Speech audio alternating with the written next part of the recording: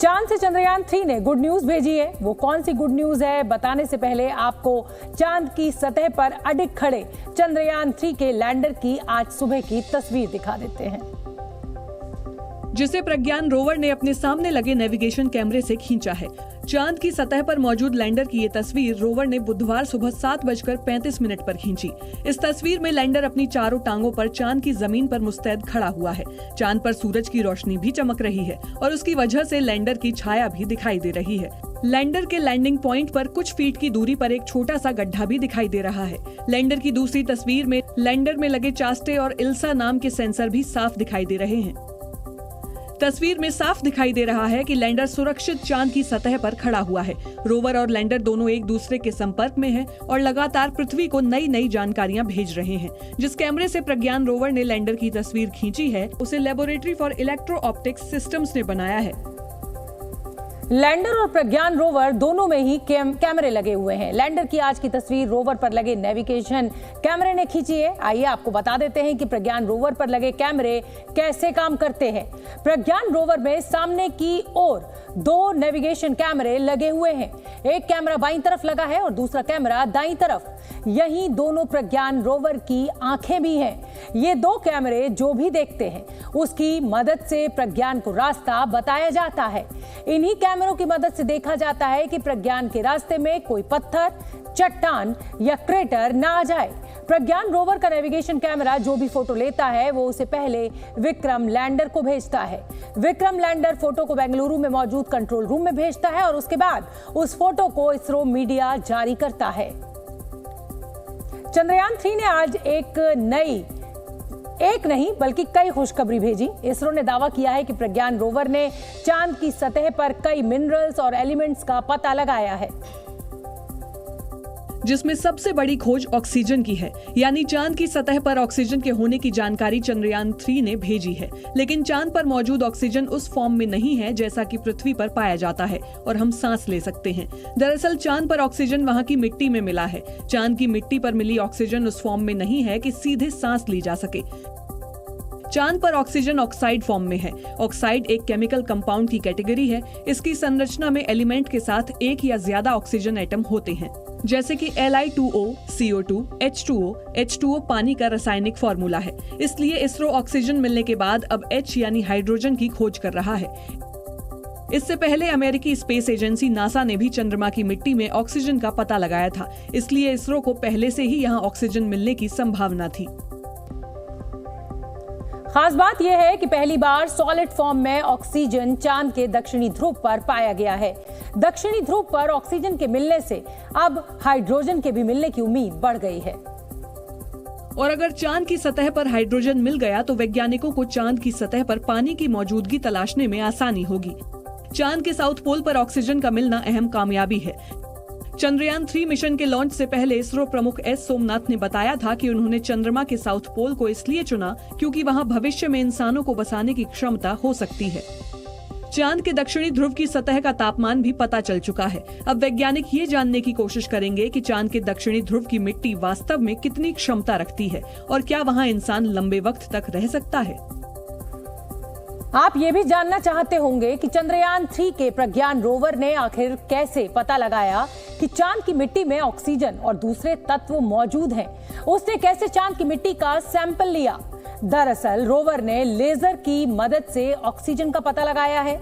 प्रज्ञान rover पर लगे LIBS यानी laser induced breakdown spectroscope payload ने ये जानकारी जुटाई है।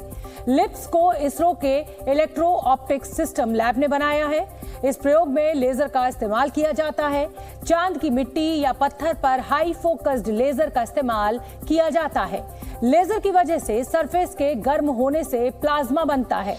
प्लाज्मा से स्पेक्ट्रम बनता है। स्पेक्ट्रम का अध्ययन लैंडर में लगा स्पेक्ट्रोमीटर करता है। स्पेक्ट्रम की स्टडी कर सतह पर मौजूद तत्व का पता लगा लिया जाता है, क्योंकि अलग अलग तत्वों के अलग अलग स्पेक्ट्रम होते हैं। ऑक्सीजन का अलग स्पेक्ट्रम बनेगा, आयरन का अलग स्पेक्ट्रम बनता है। चंद्रयान 3 को चांद की मिट्टी में सिर्फ ऑक्सीजन ही नहीं, कुल मिलाकर 9 एलिमेंट्स या तत्व मिले हैं। इसरो के मुताबिक इनमें से सबसे अहम खोज सल्फर की है। और इसरो के मुताबिक चांद के साउथ पोल पर सल्फर मौजूद है। हालांकि सल्फर की कितनी मात्रा चांद की सतह पर मौजूद है, इसकी जानकारी नहीं मिल पाई है। साउथ पोल पे जो भी जमीन उन्होंने एनालिसिस की, उसमें सल्फर का प्रेजेंस क्लियरली दिखता है। तो ये अपने एक अलग प्रकार की और एक अलग तरीके की खोज कही जाएगी। सल्फर के अलावा चांद की सतह पर कई तत्व मिले हैं। चांद की सतह पर aluminium, calcium, iron, chromium, titanium, manganese और सिलिकॉन की मौजूदगी का भी पता चला है। चंद्रयान 3 ने चांद पर पहुंचने के 5वें दिन यानी 28 अगस्त को इन एलिमेंट्स की खोज की थी। अब सवाल उठता है कि चांद की सतह पर सल्फर मिलने से वैज्ञानिक इतने खुश क्यों हैं? सल्फर मिलने से भारत को क्या फायदा होगा? सल्फर की पृथ्वी पर जीवन में अहम भूमिका है।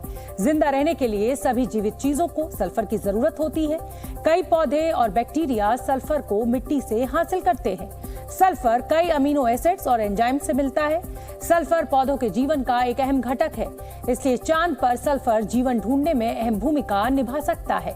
इंसानों को स्वस्थ बनाए रखने और बीमारी को रोकने के लिए सल्फर बहुत जरूरी है। चांद पर जो सल्फर मिला है वो सल्फर डाइऑक्साइड के फॉर्म में है, जिसका रेफ्रिजरेंट, हीट पाइप और टरबाइंस में इस्तेमाल होता है। सल्फर का इस्तेमाल सोलर एनर्जी को एब्जॉर्ब करने और स्टोरेज बैटरी में भी हो सकता है।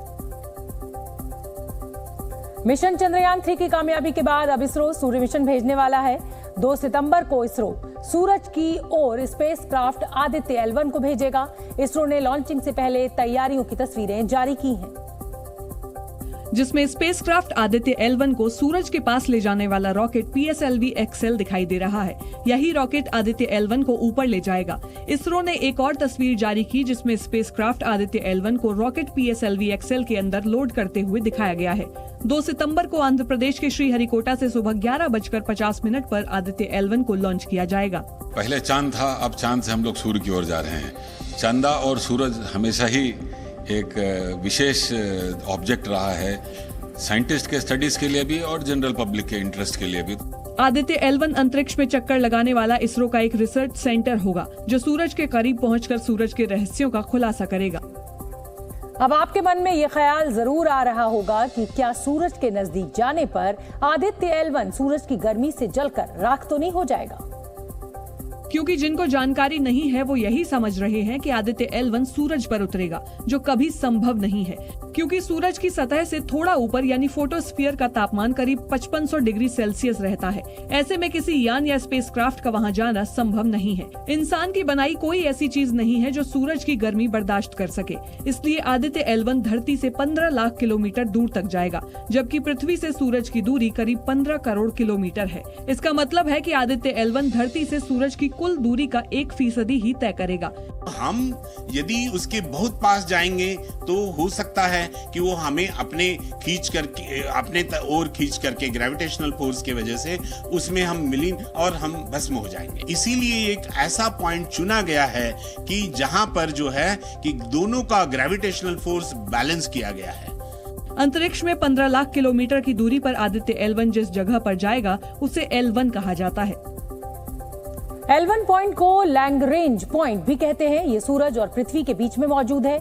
इसे आप अंतरिक्ष में स्पेसक्राफ्ट का पार्किंग एरिया भी कह सकते हैं, जहां पहुंचकर आदित्य L1 सूरज का अध्ययन करेगा।